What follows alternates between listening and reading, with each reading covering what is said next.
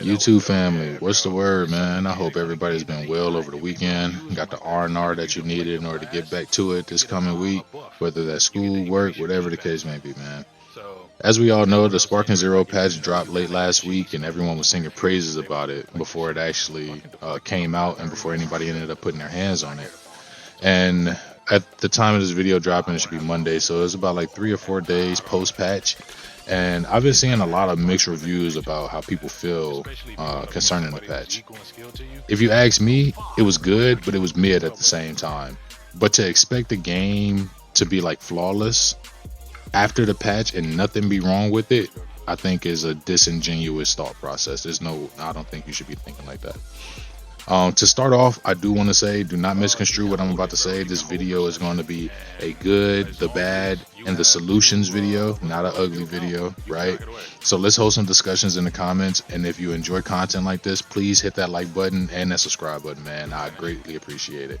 We're getting closer and closer to 200, and this shit is cool as fuck to me, seeing this shit, the little community that we building. So, let's keep moving in that positive direction, man. Like I said, let's have some warriors that want to throw hands and some open-minded people who can hold discussions. Let's make the community look a bit better than what it is currently. You know what I mean? But for the real shit, let's talk about, like I said, the good, the bad of the patch, and we're going to come up with some solutions later at the end of the video, so that way we're not just creating an echo chamber of complaints. You know what I mean? I'm not a fan of that. So, yeah, man. Like, we're gonna start off pretty much talking about the bad, because that gets the people going. Shout out to Ye. But let's get into it, man. The bad, right? The new dash mechanic, as it currently stands, is useless for starting engagements. It doesn't allow you to close the gap between you and your opponent faster. Or I would say it does allow you to close the gap between you and your opponent faster. But that's about it.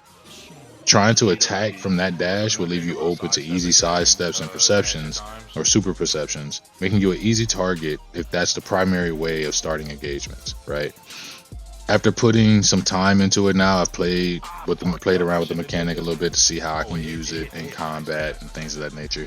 I say that this mechanic is used more so for movement tech and resets more than an engagement starter.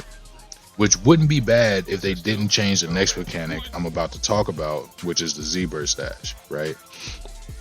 The Z-Burst Dash being nerfed, they made it cost 2 key bars now instead of it only costing 1.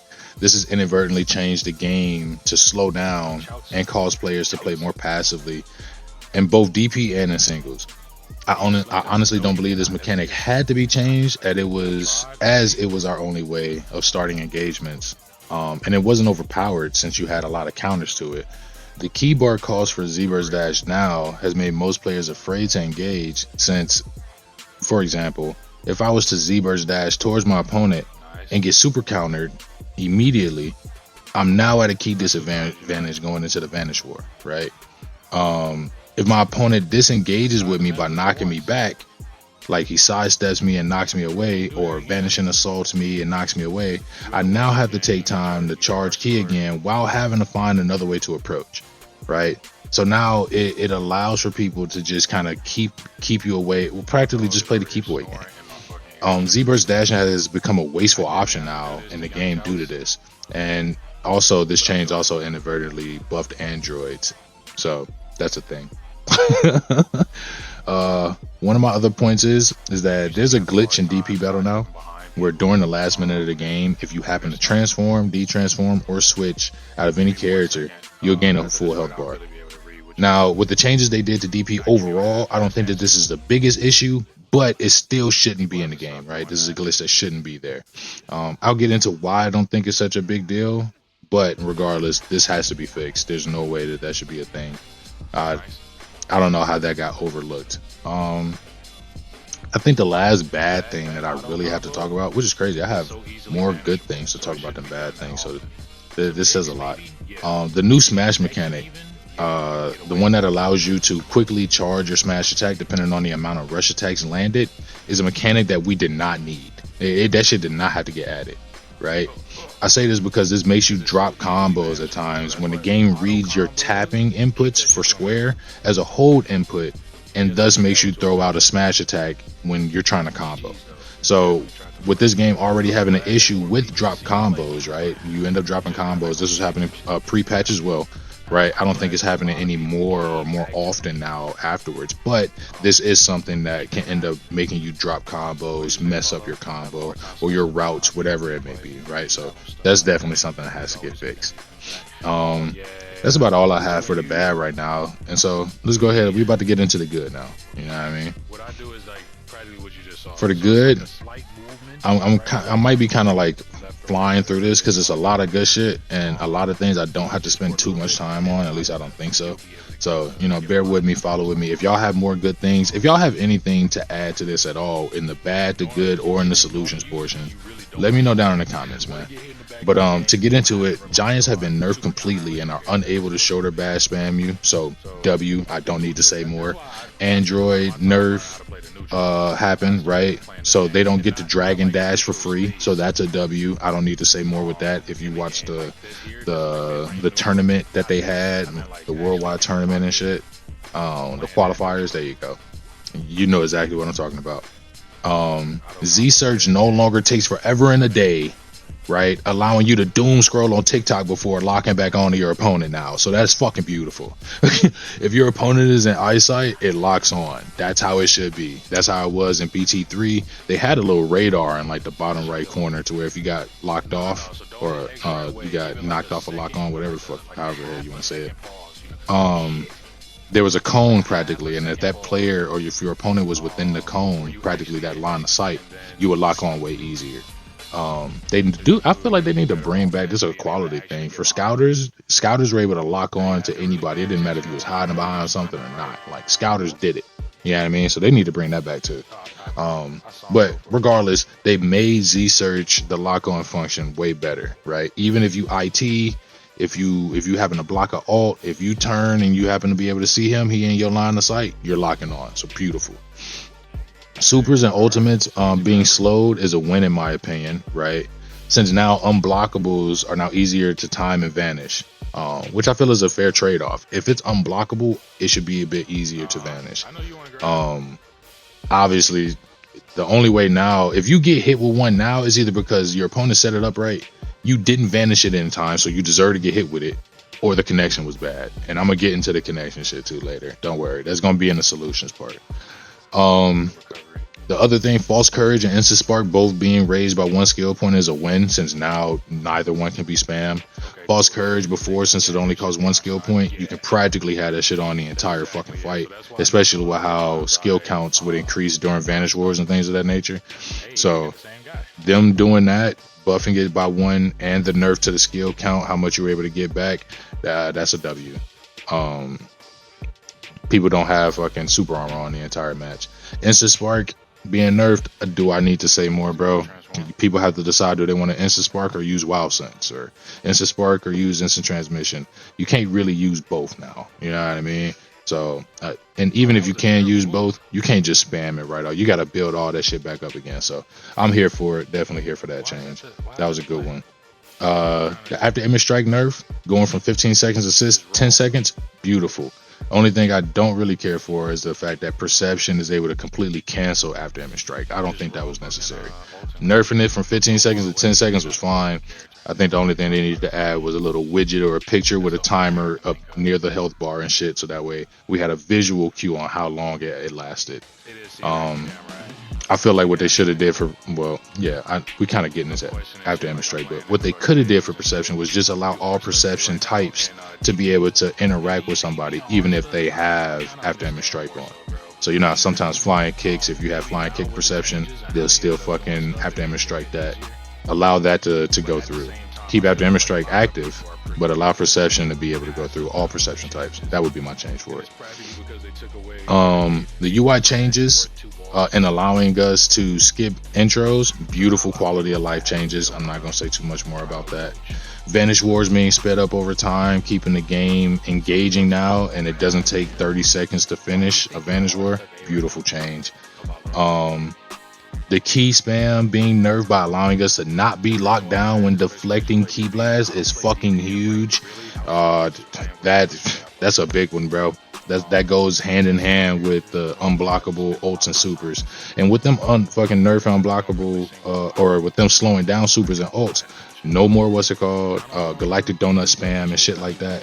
So beautiful changes, beautiful changes. This was a big one for me. Making DP battles win condition be based on damage rather than how many characters you have up, I think was a great fucking change. Because previously people were getting punished if you only came in with 3 characters, 4 characters, right? Especially in the higher levels. If you only came in with those characters and you're both good, both of you were able to keep your characters alive the entire time, you automatically lose. And I feel like that's really lame. You're punishing the person who technically did really well in his tactics, team composition, character management, with having less characters, but you're punishing them for it. So I'm glad that they changed that. It's due to damage now, not by how many characters you have up. It makes it more balanced. You still need tactics, you still need good team composition, but now skill is a bigger factor in DP. So I enjoy that. That's practically it for the good. And like I said, if y'all have more, definitely let me know. This is practically all that I'm just going over right now. And let's go ahead now. We're about to get into the solutions, things that I would end up changing, right? The first thing, Z-Burst Dash, right? It should not cost 2 key bars. I'm gonna say that. It should not cost two key bars. I think they should make the amount of key used on the Z-Burst Dash based on the distance the character has to travel, right? So the longer or the farther you are from your opponent and you Z-Burst Dash, the more key it should take. That's how I feel. Or make it a standard 1 key bar cost to activate and then make it take more key based on distance, right? So that way, say if I'm already in short distance, right, or mid range, and I do a Z-Burst Dash, that 1 key bar is gone and I maybe only lost like a little bit extra key versus the 2 full key bars. I think that would be a great fucking solution for that. Another thing that I had that can end up well, actually no, that I think that was pretty much it. Because if you do those things, that will give players the ability to be more aggressive again. It gives you your aggressive engagement tool back in Z-Burst Dash. But now it would have to be set up correctly based on the distance you are from your opponent and will stop passive play styles that people are currently adopting. So that would be my change for it. Make it cost either 1 key bar and then the distance afterwards would drain key, right? Or just make it be that depending on the distance that you're at, that's how much key you'll be losing, right? I feel like that would be a great fix for it. Another thing that I would end up changing, rollback netcode. Give us fucking rollback netcode. I don't know why this isn't standard in fighting games now anyway. Well, yeah, I do know why it's not a thing. It's a money thing. That's why. But we should have this. We should fucking have this, especially in Sparking Zero, right? I think it would help a lot, especially with the new smash mechanic that they added now, since players wouldn't be throwing smash attacks mid-combo when they didn't want to. Because rollback netcode would practically make sure that the correct inputs are coming through if there happens to be a delay between client and server, right? So give us rollback netcode, bruh. I feel like that would help a lot of things just from a connectivity standpoint. It would help us a lot. Next point, if they wanted to make the new dash mechanic appealing to use for both the casual and competitive players, right? So for both, make the dash faster and give it options for starting engagements like Z-Burst Dash has. Because right now, how it's constructed, the tool is only going to be used for the competitive and hardcore player base, which I'm not mad at. Give it a fucking skill ceiling and floor, you know what I mean? Definitely give it that. But it's really only going to be used for movement tech. That's really it. You can't use it to engage with anybody because of how easy it is to counter it, either sidestep or perception, right? So I feel like that's something that needs to be changed for real. The current mechanic, change it. Give us more engagement tools out of it. That's the bottom line. Give us more of that. The last thing I would end up talking about and changing, rage quitters. Either give us the points if we stay and take away 2 times the points from the people who leave, or both, right? If they want to allow rage quitters to continue rage quitting, I get it. Player retention, you have more niggas on the game type shit. It appeases your shareholders. I get that stuff. If that's the case, just give us the points for the win, and or do what Tekken 8 has done. Allow us to see the disconnection rate from our opponents, and then in ranked allow us to either accept or decline the matches. That would be a quality of life thing. I think that would save a lot of people on this game, honestly. Just the heartache, the headache, all the BS that's attached to rage quitting. I think those things would end up helping us a lot.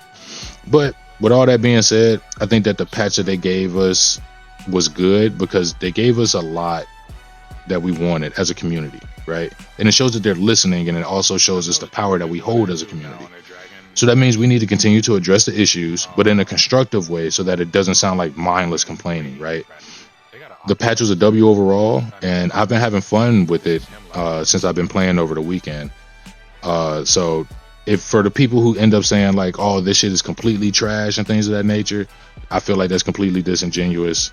You were probably one of the people who was cheesing half the time, or now that you have to learn how to play the game a little differently, you don't like change. That's what I feel like it is for most people. When it comes to Z-burst dashing and shit, I still do it pretty often. When I play with my homies, I do it often. I really don't care. I'm gonna fight you regardless. You're gonna fight me. You're not about to just hang back and not do shit the whole fight and only throw key blasts. Fuck that.